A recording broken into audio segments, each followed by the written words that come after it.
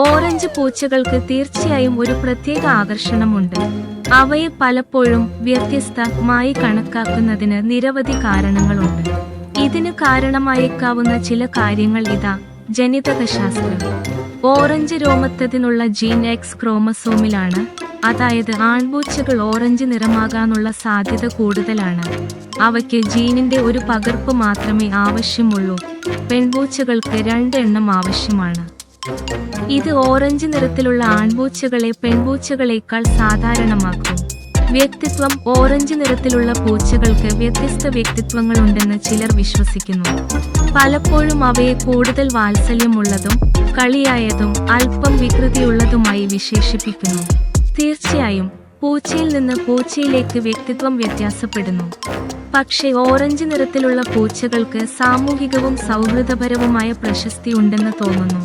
പ്രശസ്ത ഓറഞ്ച് പൂച്ചകൾ.